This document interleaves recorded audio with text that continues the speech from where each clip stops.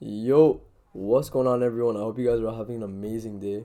Today's video is going to be on a top-down analysis. I've got tons of requests asking me to do a top-down analysis. I think I posted one already, but I'll go more in depth on this one and like try to explain everything. So first thing first, I'm not your financial advisor. Anything I do say, don't use it as financial advice. I'm simply just explaining all the stuff that I've learned throughout my journey.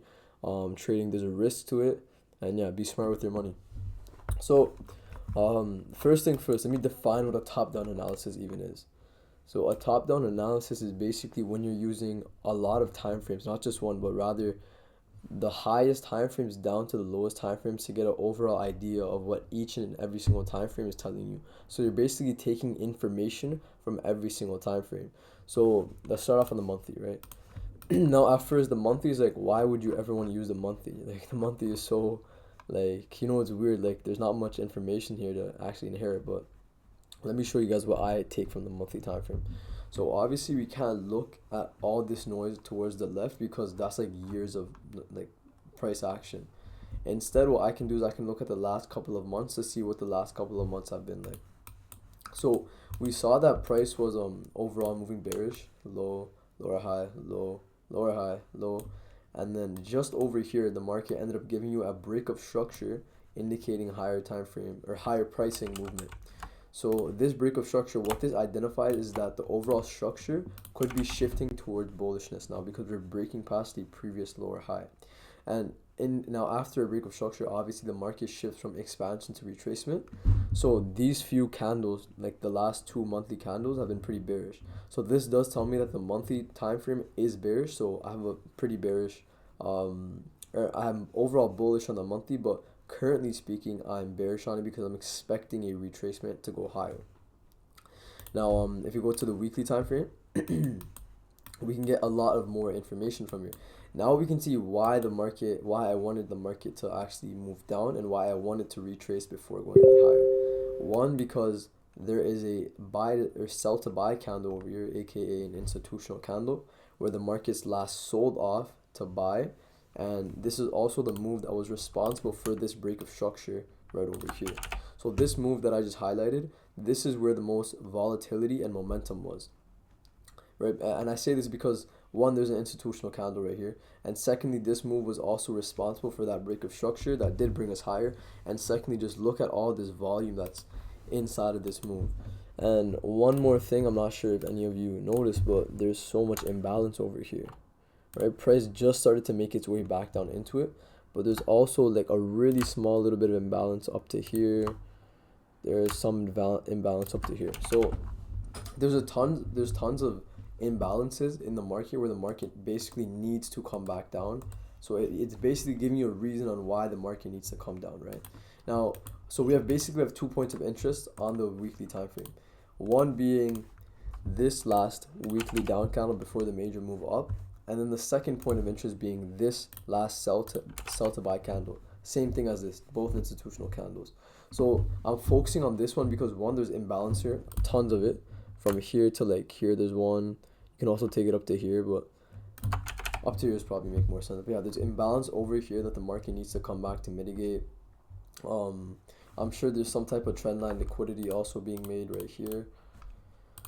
We can kind of see this trend line forming, where every time the market does come to this trend line, retailers buy, right? And obviously, this does mean that overall there's long-term liquidity resting, that the market is eventually going to have to come break through this trend line and come down here. So that doesn't mean that this area of interest is not valid. It just means that this may either make or break. So this one could give you a decent intraday move up, and then it might go down, or it could just use this level to go higher, right? So basically, on the weekly, we figured out our 2 points of interest. Now at this point, I would make myself down to the daily time frame to get a better look at my points of interest and identify the market structure. So on the daily right over here, what I'm identifying is my POI, which is this zone right here. What I'm gonna do is I'm gonna measure my zone, because one, this is like a 62 pip zone, which is insane. Like, it's way too big. This is such a big range. If price did make its way down into here, I would be lost and confused. What I'm gonna do is I'm gonna refine my institutional candle down to this last down candle before the major move up. So now we just refined our zone from like 60 to about, I'd say 30 max. Not even, we refined it to about 28 pips. So this is a perfect example of refining your entries to perfection, right? Because now we're also minimizing our risk and maximizing our reward. So at this point, all I would really do is wait for price action to come into my zone of interest, right? Now from here, you can also make your way down to the 4-hour time frame to potentially capitalize on any sellable opportunities all the way back down into here. Now, let's analyze the overall structure of what happened. So overall, we're moving pretty bullish. We created from a low, we created a high, and then we created a higher low, and then a higher high. Now, after we created this higher high, we basically were in a trading range. From this high to this low right over here, we were in a trading range. If the market broke above, we're bullish. If it broke below, we're bearish, right? This is basic market structure stuff. So if the market were to break below, we'd be bearish, and if it went up, we'd be continuing our bullish structure. But instead, the market, after breaking the weekly structure towards the left over here, the market ended up breaking this previous higher low, showing us bearish pressure, which means that the market does want to come back down. So if you were looking for buys on your CHF on the intraday time frame, such as the 1 hour and the 4 hour, then most likely those would not play out. Now let me tell you exactly what I would do in this situation. First thing first, let me delete this, and let's analyze our institutional market cycle. Right over here, we have our expansion phase. After the expansion phase, we're followed by a basic, like, really confusing manipulation phase right over here. Let me highlight this. Boom, let me make this nicer as well. I'm really picky with my colors, my bad. So yeah, and then boom. So now we're in a manipulation phase where the market just left tons of liquidity above where it needs to basically come up and take it out. So it has money resting above over here where long term, obviously the market's going to have to come back up to take. And below here, we did create a lot of liquidity. We had a touch of support over here, and then market came back down to break out and stop those people who bought over here out. And then we basically had this like small little range, I guess, forming. Let me just take my zone. I'll take my trend line right here. I'll make a line. So it's not the cleanest, but we can definitely see that people bought over here, and over here. And basically that generated a lot of money and liquidity for the market to come out and take. So notice how after the market broke out of this manipulation range, it pushed back up into this last institutional buy candle before the move down, right? So the market came and it reacted off of this institutional candle right over here, and then from here it sold off about like 139 pips. And this is also the cause of a break of structure right over here, right? We can also say that. Sorry about my phone, let me quickly mute that. But yeah, so this is also, so this move right here where the market came back and retraced into this last institutional up candle before the move down, this was also the cause of this break of structure. So at this point, what do? Well, now that we know that the market won't really come back up anytime soon because we already tested this institutional candle, and the liquidity that rests above is being left over for long term. The market left that liquidity that's resting above over here for it to pick it up long term, maybe in the next few weeks or months, but definitely not now. And the way we can identify that is because we're starting to create bearish structure and breaking past previous bullish structure. For example, right here, high, higher low, higher high, and then market consolidated, and then now you can kind of see that the market is creating bearish structure, indicating a reversal. So at this point, people might ask the question like, okay, what do? Well, from here, I would just look at my higher time frame, such as the 8-hour time frame, even the 12-hour time frame, and at this point, I would simply just try to identify what type of phase the market is in right now. So I could technically say that this was the mark down, the market where it expanded down. My bad, yeah. So this was the mark down where the market expanded all the way down.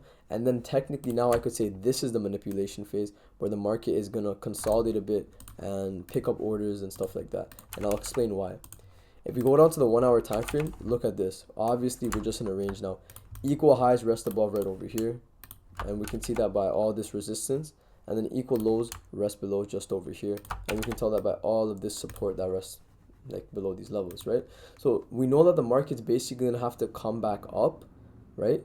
And potentially what it could do is it could take out the liquidity first and then move down. Or what the market could do is do what it did before. It could push down, right? Or it could come back up to this institutional candle that's untested and then use that institutional candle to go down. Because, like, once again, as there is money resting above, the market could easily leave this money for the long term to take it out long term. So I'm not really expecting a liquidity grab quite yet. Rather, I'm expecting price action to come back up into this institutional candle right here, and I'll explain why. This institutional candle, after when it went down, we check the 15 and 30-minute time frame. Go to like the 15. We can see that it broke structure right here. We have a micro break of structure just over here from this move down. And this institutional candle is also untested, which does make a lot of sense. It's also the move that grabbed liquidity of these equal lows over here. We have all this support liquidity right over here where the market created a ton of liquidity, and from here the market pushed down to take out all that money. And we also have that break of structure. So basically this area of interest has a lot of confirmation and confluence. So at this point for the week, I would simply put my area of interest and focus on this specific zone right over here. Now I would also be focusing on this institutional candle over here, but the probability of the market really using this one isn't too high. I'm more focused on the one above because it's much more cleaner, there's more volume in it, and I have my own confirmation private checklist that I'm not going to be giving out right now. So basically from here what I would do is I take my short tool and I look for sells from this point back down to like my long-term weekly buy zone. So my buy zone is just going to be this area right over here, and this would be a nice 31-to-1 if this did play out. Not too sure quite yet, because if we did want this area to be our area of interest, it would be really helpful if we get a better break of structure like right over here. So if the market can break this previous low and give us a new low, then this area of interest would be much more stronger, and so would this one over here. So we potentially have two areas of interest, but we still need more confirmation before we do take any trade entries. So that's basically what I'm seeing on Euro CHF and how I do my top down analysis. I don't go to the 30 or the 15 too much unless I'm trying to refine institutional candles, which I'm not doing at the moment because I already have my area of interest. But yeah, that's basically how I do my own top down analysis. One misconception is you have to use every single time frame. Biggest cap ever. You don't have to use all the time frames. Just use as many as time frames as you want. That basically makes you feel comfortable and gives you a good understanding of where you want to, of a good understanding of what you want to see the market do, or what you're seeing the market doing. Other than that, I don't do much. I keep it really simple. I don't really like to go on the 1 minute time frame. I know people would go on the 1 minute and they're like, okay, so there's an institutional candle over here, I'll take a sell, and they're like, okay, the market comes back up here and stops them out. Like if you check the 1 hour time frame, that 1 minute OB is literally nothing. It's literally nothing at all. So remember to think about what the higher time frame is doing. The higher time frame is much more stronger than the lower time frames. As the lower time frame is strong as well, but the higher time frames are like the father, and the lower time frame is like the son. They both need each other. They both benefit each other in their own specific ways. But they both, at the end of the day, they both have their own characteristics and significance. So thank you guys so much for watching. I hope you guys like my top down analysis on Euro CHF. If you guys have any questions, leave a comment below. I'll try my best to get back to you on my comments. Make sure, by the way, to sign up, or not sign up, but to go follow my Instagram and comment on my most recent post for a chance to win my amazing best course. Now I'm joking, but to buy my course that I'm releasing by the end of this month. It's going to be a really good course. I'm releasing it for extremely cheap, cheaper than anything you've ever seen. So stay tuned for that. But other than that, leave a like, subscribe, share with your friends, and have a good one. Take care.